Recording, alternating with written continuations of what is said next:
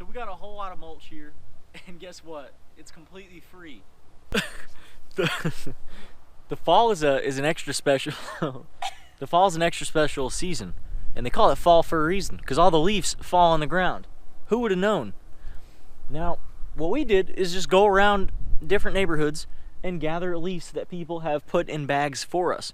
We actually did go to a park and started raking our own leaves, and then quickly realized that that was completely unnecessary, right? Why go and get our own leaves when everyone does all the hard work for you? And there's grass clippings in here too.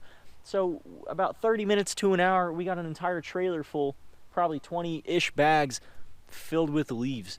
And what we're going to do, we're going to use them like mulch on our orchard over all of the wood chips. And what that's going to do is break down quickly. Probably before spring, we'll have really, really nice soil for these trees. The wood chips are breaking down, but they're taking a little too long, especially because the top layer of the wood chips are always dry, right? The ones under are always wet, and that's what's causing that, causing that decomposition. But if we're to layer some leaves on top of the wood chips, all of the wood chips are going to remain saturated for really indefinitely until they break down, and that's going to really expedite this process of the decomposition. On top of that, it's going to add all sorts of different fungal friends, right? I was already feeling the leaf bags, and they're a little bit warm, not because they're black, but because there's stuff going on. It was raining when a lot of these leaves were collected, especially the ones we grabbed. We grabbed about 3 or 4 of the bags from the park raking. But yeah, they're already starting to work, and that the microorganisms are starting to take over and do their part. So what we're going to do is we're going to mulch it out and just really get as even of a spread as we can with these leaves. Of course, we're going to come back and do more. And what's also a good idea to do is to go online and post leaf raking services, right? You rake the leaves, you get free mulch, and you get paid. 3 birds, 1 stone, right? And that's what we did, and we might have some gigs going on, hopefully, pretty soon here. Make some money getting free mulch. Why even pay for mulch, right? It's ridiculous. Do not ever pay for mulch. Every fall, just go around and get those leaves. And people are starting to catch on. I actually saw a bunch of bags outside of somebody's house, so I went up and knocked on the door, and I said, hey, are you okay with me taking these leaves? He's like, oh, no, I'm using them. And I was like, oh, what are you using them for? Mulch. So people are catching on to this. It's only a matter of time before it's before everyone gets well, maybe not the homeowners association, but the other people, all right? So yeah, we're gonna go and get mulching. Let's get started. Let's get mulching. So we also have the bag of bones there from the how to get free bone meal video.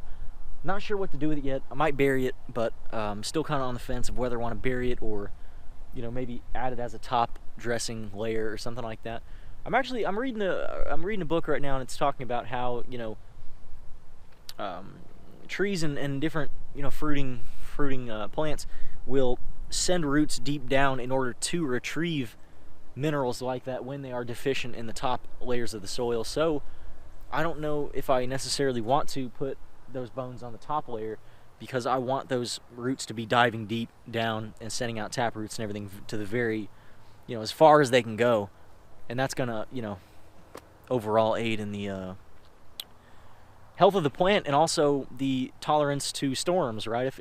If a plant is only anchored in at the top, 10 inches of the soil, it's going to be very easy for that to be blown over and uprooted in the event of strong winds or anything like that. Anyway. Now, we haven't opened a lot of these, right? We have no idea what kind of leaves. I mean, there could be dead animals inside of some of these bags. We just saw bags that looked like they were leaves, felt like leaves, and then threw them in the trailer. So we're hoping for no surprises. And the leaves we collected were from pecan trees. They were about 100-year-old pecan trees in a park, and we went and got those. So we're really, really excited about those. We want to make sure those are spread out evenly, because we know that those have some serious nutritional content in them, right? Really, really old trees that, kind of harbor all that good stuff deep down in the soil.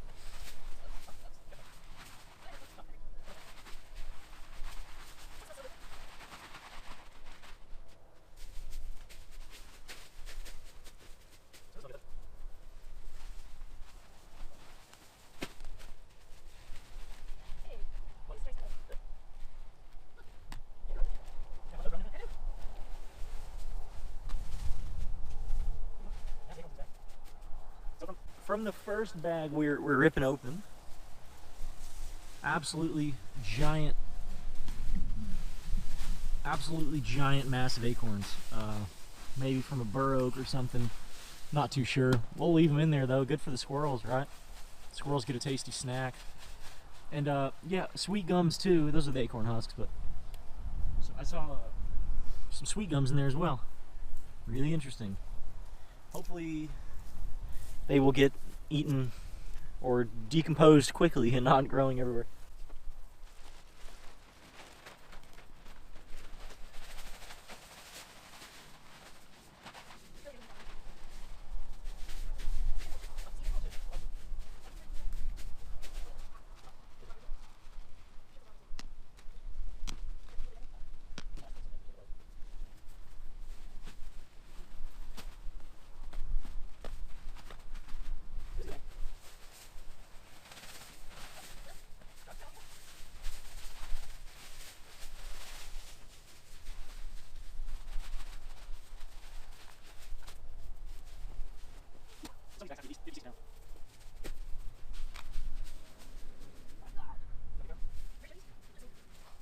Look at these acorns. I think they're from a bur oak. And it's really, really furry. Yeah. Look at that. It's nuts. Literally.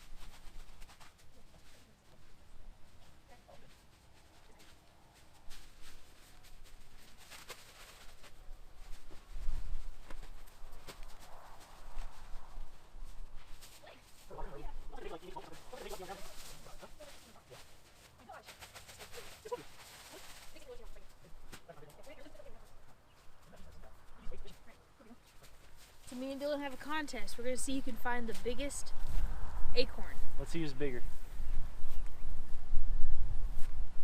Dang, this is way bigger. Can I bring them in? Yeah. Winner! I'll find one bigger Hey, than but this is the reigning champ. I'm going to put him right here. See if Dylan can find a bigger one. I don't think he will. Winner! Hey! Palm tree leaves in here. Look at all the varieties we get. Hey! You never know what you're going to find. We got some free soil in there after all. Some good vermiculite or perlite in there. Very nice. Guess I'll just toss it in with the bunch. Boom! Well, that's fun. This is such a fun, like, Oh, wow. You probably should have brought it to the house. It would have been cute to have inside. I don't know. You don't want them? Hey, let's bury them and see if we can make them grow. Okay. You want Let me to? get the shovel. Let's plant them by the shed.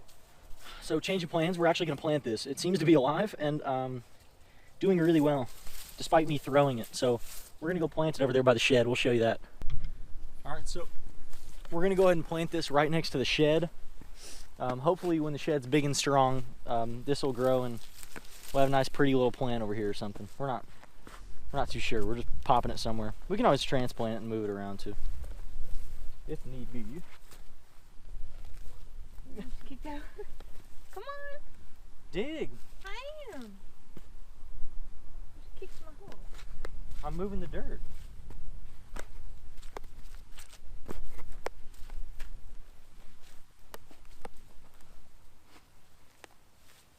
Here, I got you. Okay. It's gonna be a nice home for it. Oh, what's his name? Billy? Bagwell. Like Teabag? No, because he was in a bag when we found him. Aw, Bagwell. All right. So we got him in. We're naming him Bagwell, in spirit of finding him in the bag. Now we're gonna get some mulch as well, and we're gonna mulch that little dude off. Make sure he's got all the moisture he needs. Okay, so we got some good mulch for him, and I just dug this out of the mulch pile, and oh my gosh, the amount of mycorrhiza in there is insane. Look at all that mycelium and all those little dots of mushroom related content. I'm gonna dig in there and show you all that. That's incredible.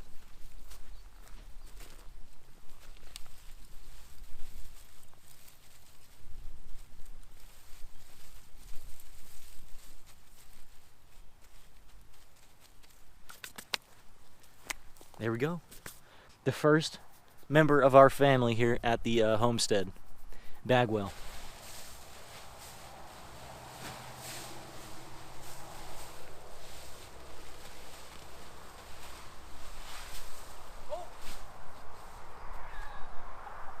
You got another one. Okay. Let's just plant this one as is. Okay. Plant him right behind him. What? That's not. What? Lindsay, I think this stuff in here is styrofoam. This is very interesting. What I thought, okay, I've never heard anything like this. This is really interesting. What I thought was the vermiculite and or perlite that you see traditionally with potted plants like this. This is actually styrofoam. This is ground up styrofoam that got put in the soil. That's a mean trick. That's a really mean trick. So, if you can see this, it looks as though it's like perlite or vermiculite, but look a little closer. You see how it's spongy like that and moving around? That's definitely styrofoam. And I just threw it, I just contaminated our soil with a ton of plastic, essentially. With a ton of, oh, that's terrible. Well, we're gonna have to go dig that out real quick. We're gonna plant it over by the shed just because, you know, it's not that important, but I really don't want this stuff in the orchard. So apparently what plant manufacturers are doing, or what, yeah, somebody in the system is, oh, that's terrible. So somebody in the system is mixing styrofoam with soil to make it look like the, you know, the vermiculite or perlite cheap alternative, right? Or something along those lines. Because this is not, you can, look, that's, oh, that makes me mad. That's probably why it was in the trash. This is 100% undoubtedly styrofoam. You can hear it. Okay, so I just looked it up online, and as it turns out, apparently this is something people do. I thought it was a mean trick, but as it turns out, styrofoam is actually used as a cheaper alternative to vermiculite or perlite. I don't see how styrofoam can... I thought styrofoam was like a closed cell foam to where it wouldn't be able to absorb any moisture, but people out there do it. I'm worried obviously about... What happened? Cute bunny running Oh, there was a cute bunny. I'm worried about whatever is in this styrofoam chemical-wise getting into my soil and stunting the growth, or, you know, I just don't want to take any risks in terms of what could happen, right? With leaves, we kind of, you know, tried and true, right? But with styrofoam, you know, let's try to stay away from that. Because in the event we're doing an experiment with trees here, right? You know, 1, 2, and 3, this one has styrofoam dumped on it. Now, if there's a big difference between these trees, it'll be hard to deduce and eliminate the variables and find out exactly what happened there. So that's kind of my thinking. However, this one we're going to put over by the shed because I don't really care about it too much over there. Even though, you know, drainage, runoff, yada, yada, yada. Over there, we're building, you know, things on the soil and driveways and, you know, what have you. So this is going to be Bagwell number 2. And this will serve as an experiment, actually, an interesting experiment. What happens if you shake the soil off and plant something? Because that's what we did. And then if you just leave it in the root-bound mass, it'll be interesting to see which one of these are going to take off and outgrow each other. So we have an experiment in that. And then we're also going to clean up, you know, that styrofoam. So yeah, we're going to go and get to it. Let's do, yeah, right there's fine.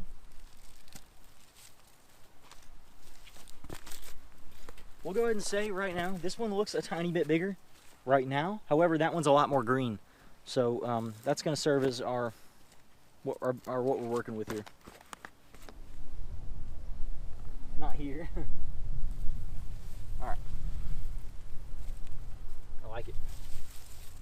Fill in the loose areas with some regular soil.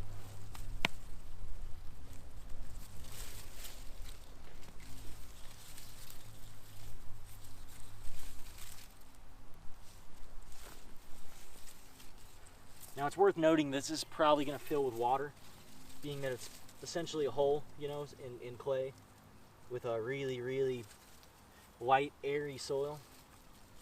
Actually, soil with styrofoam in it, but that's okay, you know.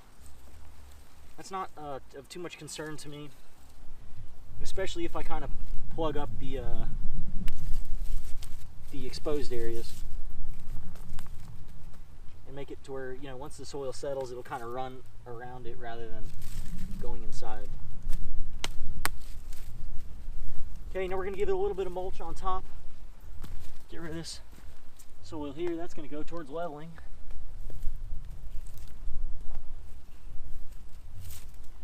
Alright, so let's get some mulch real quick.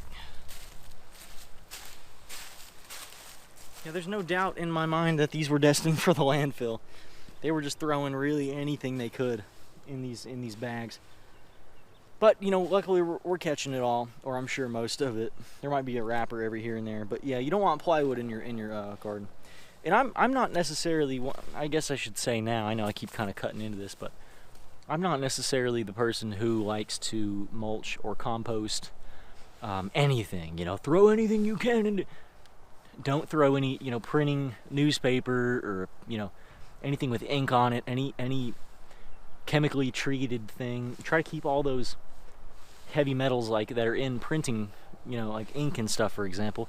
I don't want that going into my soil because it's gonna end up, you know, me eating it. So I try to stay away from all that, you know, composting, all the weird stuff. Just stick to raw materials and natural things, right? I'm okay with even, you know, defecating in it or something, right? Like, that's not as big of a deal to me, so long as you know where the whoever's defecating, you know, their diet and all that, right? You know, like if you're eating terribly, you know, I wouldn't want that going into the garden. But if you're eating a nice diet, sure, you know, I don't care about the smell and all that, you know, if it's compost. But yeah, ink and all that, no good for me. So plywood or OSB that's been treated with who knows what, right? Just best to keep it out of the garden.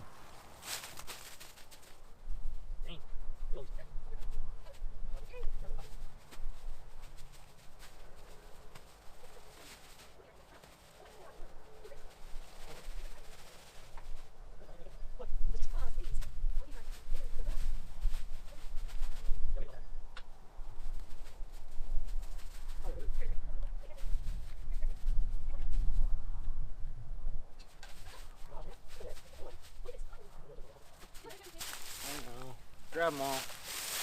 Yeah, we're getting a lot of trash in these, but what are you gonna do? Also, we're pretty sure this is a cottonwood leaf. Look how big it is. It's either that or a catalpa, maybe? No. Catalpas are... Cottonwood for sure? Yeah, it's cottonwood for sure. Very beautiful. Well, you know how you test it? True.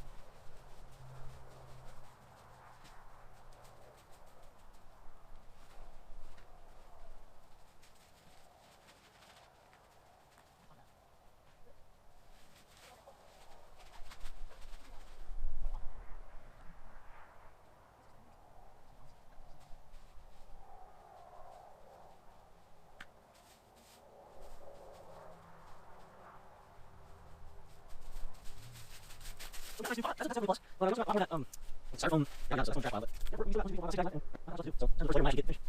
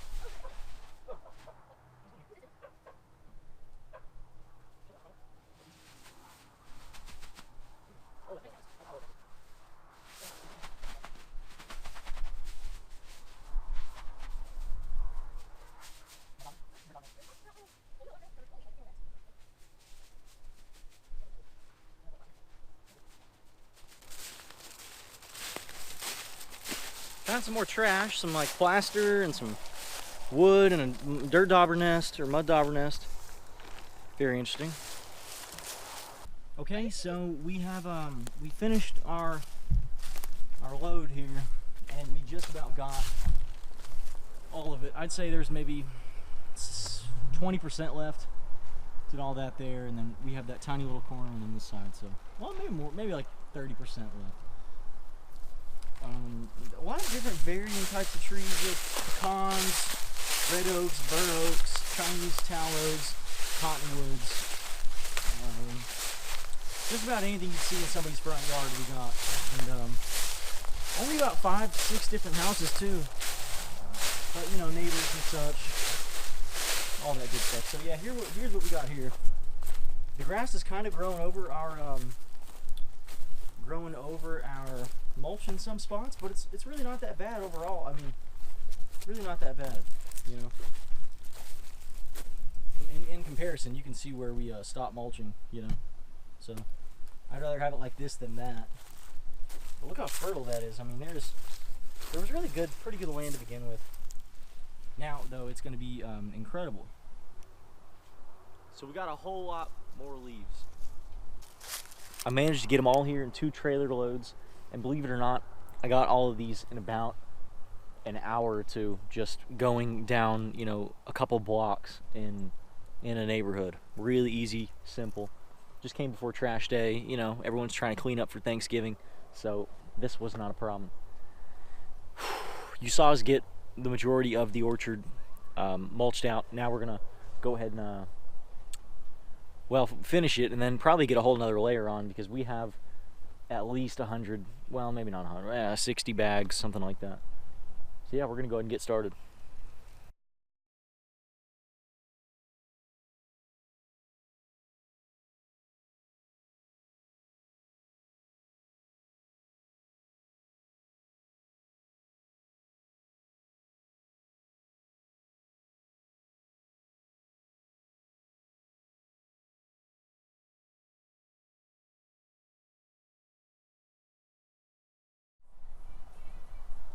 All right.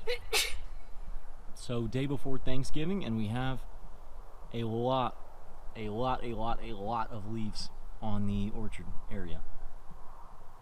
As you can see here, we cleared out just about all of it, except for a little bit on the trailer. What we're gonna end up doing with that is bringing them over here to the to our little area where we keep our, compost piles or what have you. And we're gonna put it right behind that mulch pile, wood chip pile, and make a big leaf pile for leaf mold. And you saw me collect all those bones. Now it's time to utilize them. So what I'm gonna go ahead and do is grab that big pile of bones I have in the middle there, and I'm gonna break them apart and spread them out all throughout the orchard. And that way, we're gonna get a really consistent, even deposit of calcium and whatever nutrients they have. So that's the thought process. And yeah, sure, it might discourage the roots from growing. I kind of thought about that, but I think that's okay. I think maybe the roots will continue to dig downward for other minerals maybe that we're deficient in. Well, but with the leaf mulch, I'm sure that we won't be deficient in many, if any. But I think we'll be just fine, because really, what is this going to be, 3 inches of topsoil when this is all said and done? That's not going to be sufficient for a plant to grow, and it's going to need a lot more. So it's going to get down in that clay, and after that, I'm sure just dig its way down or whatever. So yep, I'm going to go and show you how we do it. And so here's that pile of bones we collected. Unlimited bone meal, right? And I wouldn't say necessarily that we will be making this into bone meal, but I think I'm just going to stomp on it a little bit and break apart all these bones. And you can hear them really just cracking and giving way.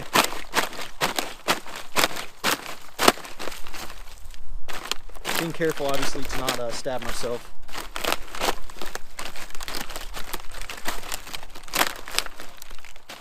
And they're all really just shattering. Especially the vertebrae. It doesn't take much force to break that, And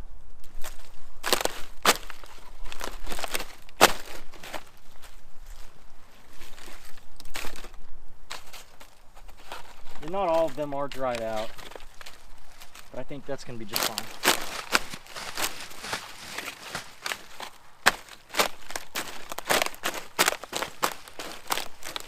If I had my boots, this might be a little bit easier.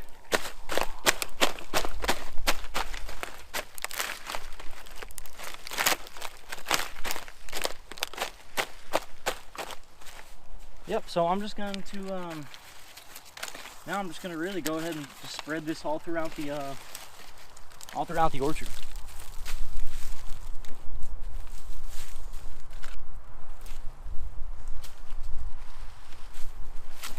Oh, sorry. Throw a bone at you.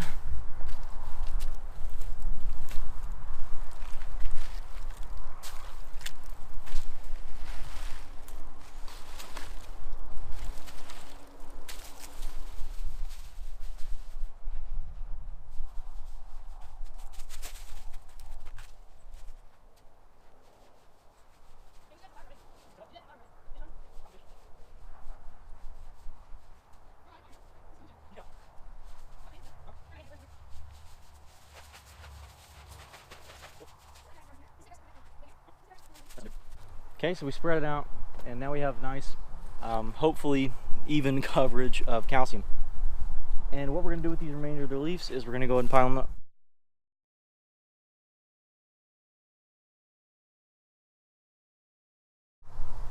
Alright, so there we have it. We dumped the remainder of our leaves into this pile. So now we have a pile of sticks and logs, a pile of leaves, and a pile of wood chips. And it's going to be interesting to see how these differ.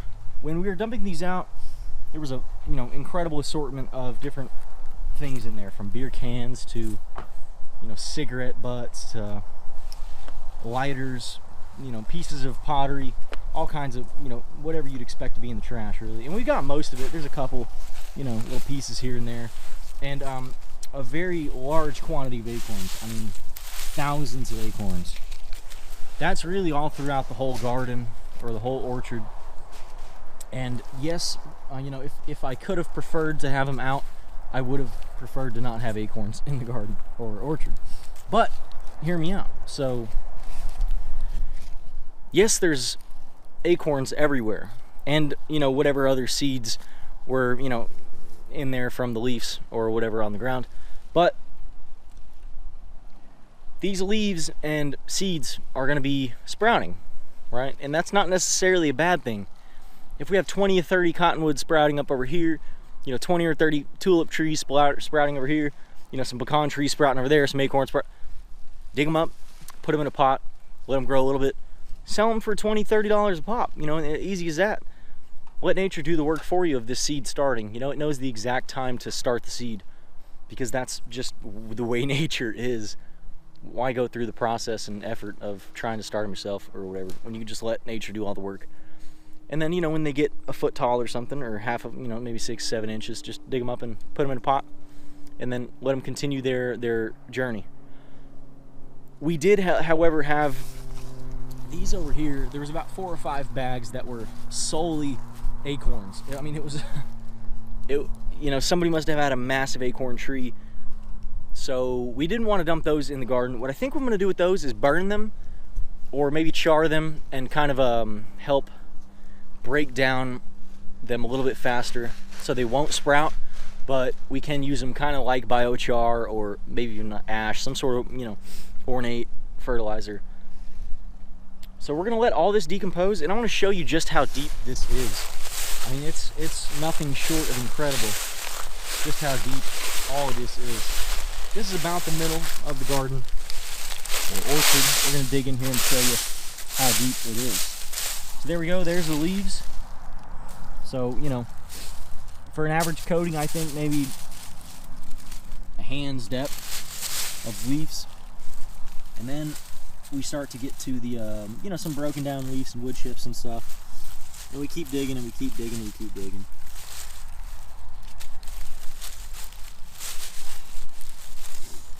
And now we're finally, all right, and there is the native soil. So we have about a foot of things on top of this native soil.